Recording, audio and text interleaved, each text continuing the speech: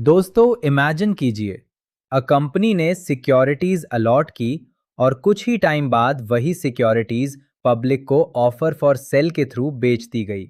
Company बोलती है हमने पब्लिक को प्रोस्पेक्टस इशू ही नहीं किया। लेकिन लॉ का जवाब क्या है? The document can be deemed to be a prospectus. और यहीं से सेक्शन 25 स्टार्ट होता है। लेकिन स्टोरी यहीं खत्म नहीं होती। सेक्शन 26 आता है और पूछता है प्रोस्पेक्टस में क्या डिस्क्लोज करना है, किसने साइन करना है, रजिस्ट्रार को कॉपी कब फाइल करनी है, एक्सपर्ट का स्टेटमेंट कब इंक्लूड हो सकता है, प्रोस्पेक्टस कितने दिन तक वैलिड रहेगा, और अगर प्रोस्पेक्टस लॉ के अगेंस्ट इशू हो गया, पेनल्टी किस पर आ सकती है। आज के लेक्चर में हम सेक्शंस 25 एंड 26 को एग्जैक्टली इसी प्रैक्टिकल स्टोरी के थ्रू डीकोड करेंगे। So stay till the end, because and में मैं आपसे एक एग्जाम स्टाइल क्वेश्चन पूछूंगा और आंसर आपको कमेंट्स में देना है। Today's master class. आज हम कवर करेंगे section 25 deemed prospectus, section 25 1, section 25 2, section 25 3, section 25 4, then section 26 matters to be stated in prospectus, section 26 1, section 26 2, section 26 3, section 26 4, section 26 5, section 26 6, section 26 8, section 26 9, और हम देखेंगे 6-month test, consideration received test, SEBI information requirement, compliance declaration, exceptions, prospectus filing with ROC, expert statement, 90-day validity, contravention, penalty, practical examples, exam questions, and final memory formula. Part 1, Section 25.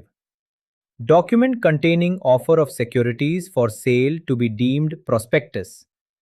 Section 25 का title ही हमें concept बता देता है। Document containing offer of securities for sale to be deemed prospectus. Notified date 12 सितंबर 2013। अब simple story समझिए। Company ने सिक्योरिटीज अलॉट की, लेकिन कंपनी का इंटेंशन क्या था कि ऑल और एनी ऑफ दो सिक्योरिटीज को पब्लिक को ऑफर फॉर सेल किया जा सके। अब पब्लिक को ऑफर करने के लिए जो डॉक्यूमेंट यूज हुआ, लॉ कहता है that document shall be deemed to be a prospectus issued by the company. यानी नाम कुछ भी हो, अगर स्टैट्यूटरी कंडीशंस सेटिस्फाई होती हैं, document gets treated as a prospectus. Section 25(1). Section 25(1) में बेसिक ट्रिगर है। कंपनी अलॉट्स और agrees to allot securities with a view to those securities being offered for sale to the public. और public offer for sale के लिए जो document use होता है, that document is deemed to be a prospectus. अब इसका consequence क्या है? प्रोस्पेक्टस के कंटेंट से रिलेटेड लॉ और प्रोस्पेक्टस में मिसस्टेटमेंट या ओमिशन के लिए लायबिलिटी अप्लाई होगी। लॉ सिचुएशन को ऐसे ट्रीट करता है as if securities had been offered to the public for subscription. और जो persons offer accept करते हैं, उन्हें as if subscribers treat किया जाता है।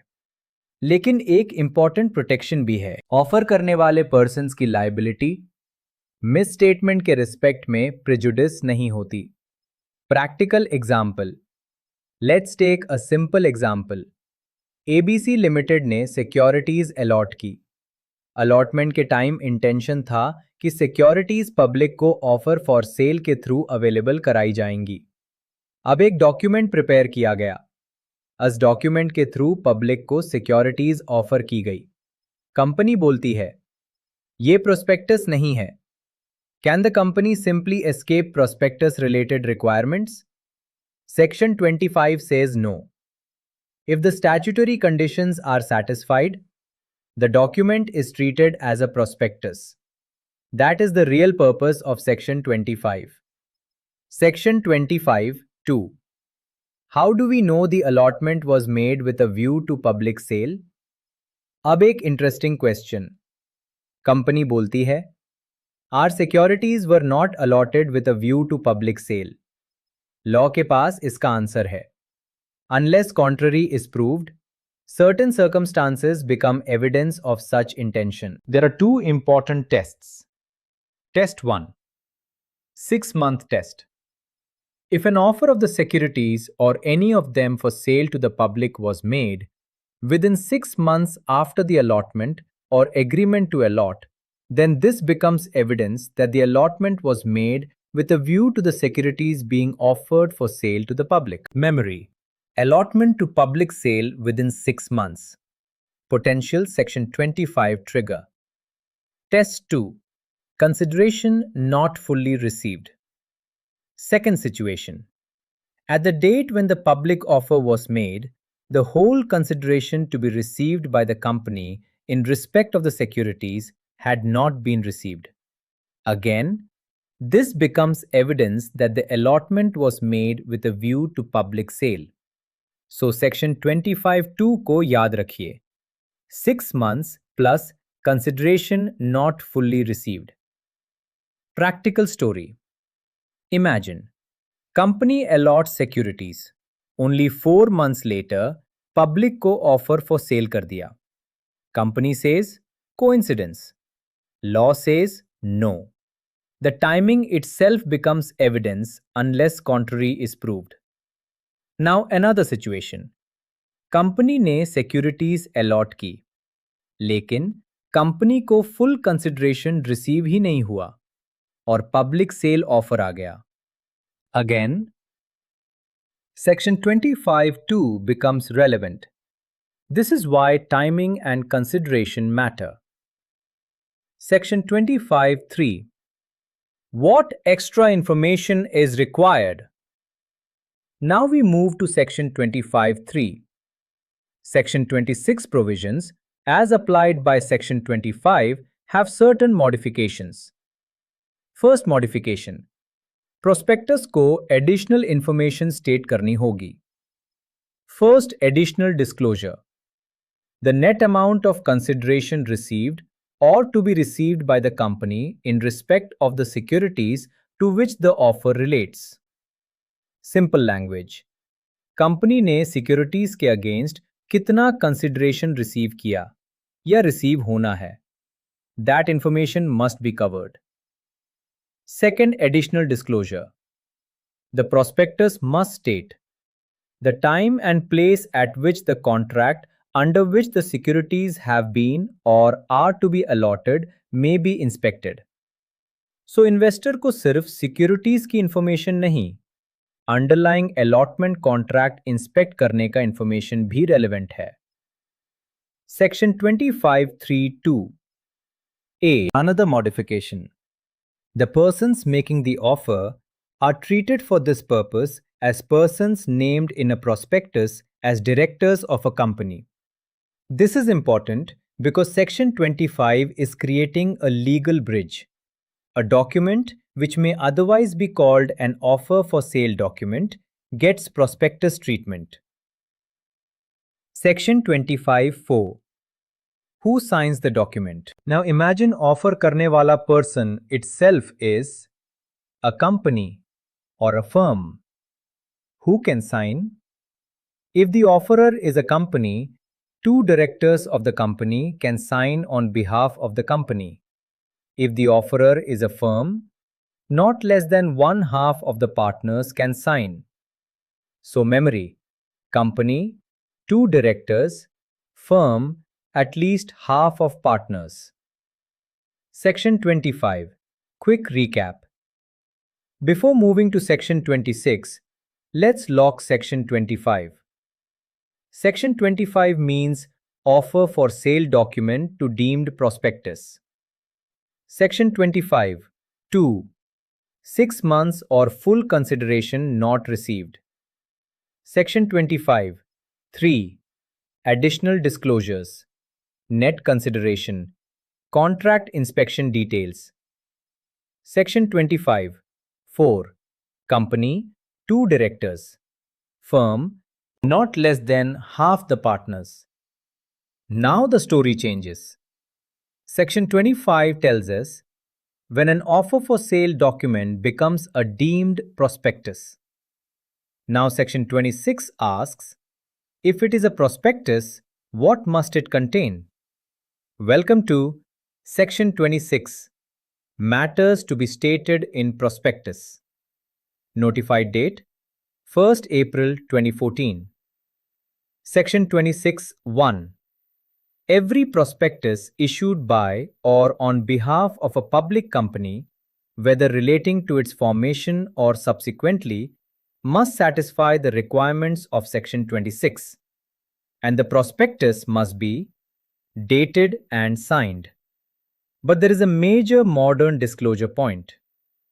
The prospectus must state information and set out reports on financial information as may be specified by SEBI in consultation with the central government. This is extremely important because prospectus disclosure is not frozen in the bare act alone. SEBI's specified requirements become relevant. Section 26(1)(c). Compliance Declaration. Now comes an important declaration. The prospectus must contain a declaration about compliance with the provisions of the Companies Act and a statement that nothing in the prospectus is contrary to Companies Act, Securities Contracts Regulation Act 1956, SEBI Act 1992, and the rules and regulations made under these laws. So the prospectus is not simply a marketing document. It carries a statutory compliance declaration. Practical example. Imagine a public company is preparing its prospectus. Marketing team says, let's make the prospectus attractive. Legal team says, fine. Compliance team says, wait. Because the question is not only does it look good? The real question is, does it comply with the applicable law and regulatory framework? Section 26(1)(c) brings exactly that compliance mindset. Section 26(2). Important exceptions.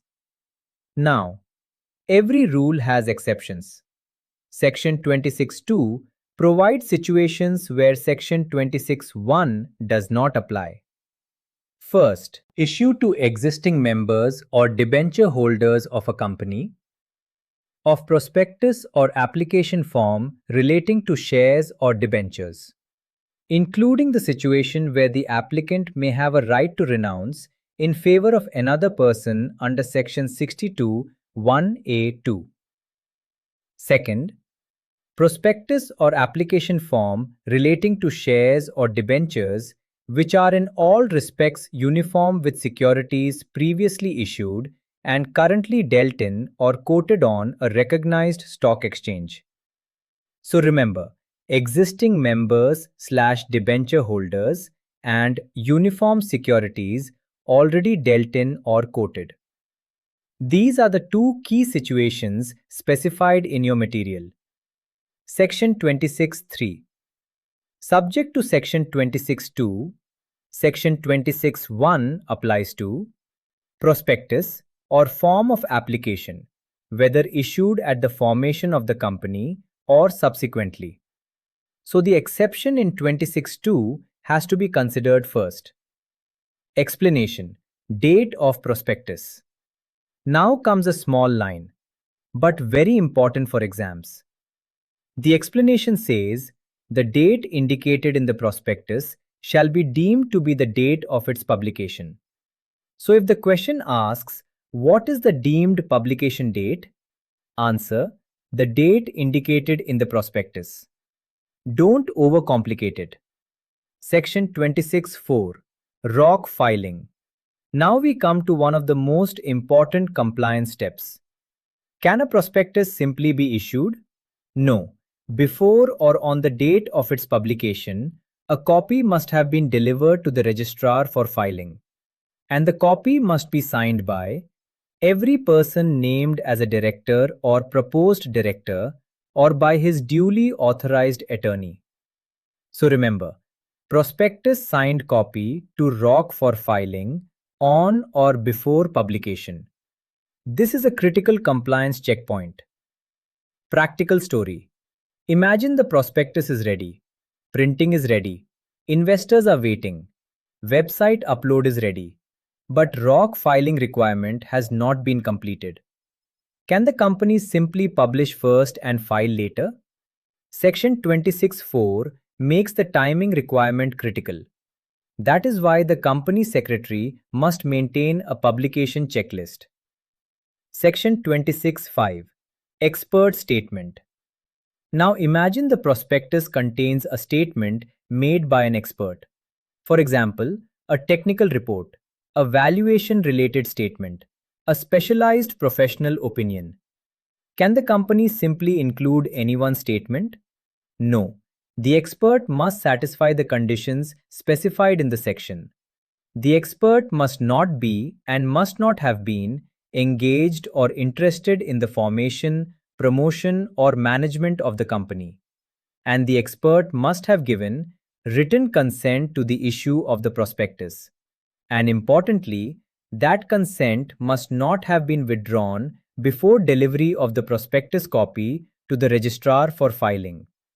The prospectus must also contain a statement to that effect. So, memory. Independent expert written consent, consent not withdrawn. Practical example. Company wants to include an expert statement, but the expert has been involved in the company's promotion. Can the company's employee use the expert's report? Section 26(5) creates a problem. The independence requirement becomes critical. This is why professional due diligence before finalization of a prospectus is extremely important. Section 26(6) What must appear on the face of the prospectus? Now, another practical requirement. Every prospectus must state on its face that a copy has been delivered to the registrar for filing as required under Section 26(4).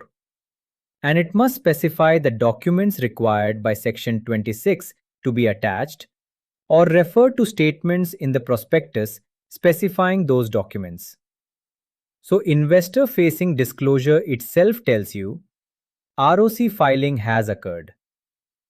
Section 26(8) 90-day validity. Now comes one of the easiest numbers to remember, 90 days. A prospectus shall not be valid if issued more than 90 days after the date on which a copy was delivered to the registrar under Section 26(4). So remember, ROC delivery date arrow, 90 days arrow, validity limit. This is a classic exam question. Practical example. Suppose prospectus copy is delivered to ROC. Time passes. Company delays the public issue, and the prospectus is issued after the statutory 90-day period. Can the company assume the old prospectus remains valid? No. Section 26(8) specifically creates the 90-day validity restriction. This is why filing date and publication date must be tracked carefully. Section 26(9) Consequence and penalty. Serious. Now comes the serious part. What happens if a prospectus is issued in contravention of Section 26? The company is punishable with fine. As per the provisions applied, minimum 50,000 rupees up to 3 lakh rupees. And every person who is knowingly a party to the issue of such prospectus is also subject to the stated fine. Minimum 50,000 rupees up to 3 lakh rupees. So remember, company and knowingly involved person can face consequences under the stated provision. This is why prospectus compliance cannot be treated as a last-minute documentation exercise. Practical story. Now let's connect sections 25 and 26. Imagine a company. It allots securities. The securities are then offered for sale to the public. The offer document is prepared. The company says, "This is just an offer for sale document." Section 25 says, "Maybe not. If the conditions are satisfied, it may be deemed a prospectus." Now, Section 26 enters and asks, is it dated? Is it signed? Does it contain the required SEBI specified information? Does it contain the statutory compliance declaration? Was the copy delivered to ROC?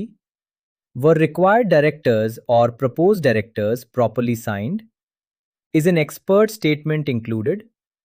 If yes, was the expert independent? Was written consent obtained? Was consent withdrawn? Was the ROC filing requirement satisfied? Has the 90-day period expired? And if the prospectus was issued in contravention, who is exposed to penalty? This is the complete compliance story. Exam question 1. Now your turn. A company allots securities. 4 months later, those securities are offered for sale to the public. Does this timing become evidence that the original allotment was made with a view to public sale? Yes or no? Pause, think, and comment your answer. Answer 1. Yes. Section 25 says an offer for sale within 6 months of allotment can be treated as evidence of the relevant intention. So 4 months means within 6 months. Exam question 2. A prospectus is delivered to the registrar. After 90 days, it is issued. Valid or invalid? Answer 2. Valid. Section 26 says a prospectus is not valid if issued more than 90 days after its copy was delivered to the registrar. Remember 90 days. Exam question 3. Now the tricky one. A prospectus contains an expert statement. The expert is interested in the formation or promotion of the company. Can that statement simply be included? Yes or no? Answer 3. No. The expert must satisfy the applicable statutory conditions. Section 26(5) requires the expert to meet the independence condition specified in the section and requires written consent which has not been withdrawn before delivery of the prospectus to the registrar. Master recap. दोस्तों, अब पूरी story को rewind करते हैं. Section 25. Offer for sale document deemed prospectus. Section 25(1). Public offer for sale document can be deemed a prospectus. Prospectus related provisions and liabilities apply with specified modifications. Section 25(2). 2 evidence tests. 6 months or consideration not fully received. Section 25(3). Additional considerations. Net consideration, contract inspection details. Section 25(4). Company. 2 directors sign. Firm. At least half of partners sign. Prospectus must be dated plus signed. SEBI. Specified information and financial reports apply as stated in the provision. Compliance Declaration. Companies Act, Securities Contracts Regulation Act, SEBI Act, and relevant rules and regulations. Section 26(2). Specified exceptions. Section 26(3). Subject to those exceptions, Section 26(1) applies to prospectus or application form. Explanation. Date indicated equals deemed publication date. Section 26(4). Copy delivered to ROC for filing. Signed by every named director or proposed director or duly authorized attorney. Section 26(5). Expert statement. Independent. Written consent. Consent not withdrawn. Section 26(6). Prospectus must state that copy was delivered to ROC. Section 26(8). 90 days. Section 26(9). Contravention can result in the stated fines. 10-second memory formula. Section 25. 6 months. Consideration. Net amount. Contract inspection. 2 directors or half partners. Section 26. Date and sign. SEBI information. Compliance declaration. ROC filing. Expert consent. 90 days. Penalty. Final takeaway. Section 25 बताता है कि offer for cell document कब prospectus माना जा सकता है। Section 26 बताता है कि प्रोस्पेक्टस में क्या डिस्क्लोजर्स और कंप्लायंस रिक्वायरमेंट्स जरूरी हैं। Practical company secretary question, can this document legally go to the public? Yes कहने से पहले चेक करें। Deemed prospectus, required disclosures, SEBI requirements, ROC filing, expert consent, validity, penalty exposure, SEBI requirements, ROC filing, signatures, expert consent, 90 day validity, penalty exposure, यही है real compliance thinking. Comment challenge. Q1. 4 months after allotment public offer. Section 25 trigger, yes or no. Q2. Prospectus issued after 90 days from ROC delivery. Valid or invalid? Q3.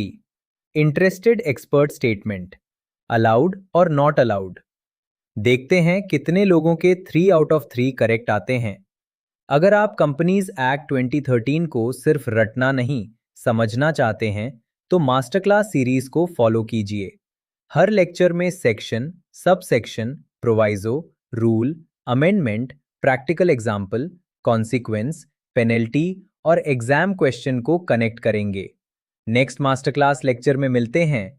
Act को रटना नहीं है, act को समझना है, provisions को connect करना है और लॉ को प्रैक्टिकल कंप्लायंस में कन्वर्ट करना है। Thank you. Corporate and securities law compass. Navigate corporate law with clarity.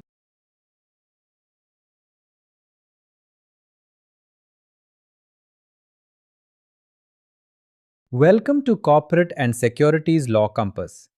I am a member of the Institute of Company Secretaries of India, ICSI, and currently serve as a company secretary. The views, opinions, interpretations, and explanations shared on this channel are strictly my personal views and are provided solely for educational, academic, and informational purposes. They do not represent the views of my employer, any organization with which I am associated, any client, or the Institute of Company Secretaries of India, ICSI.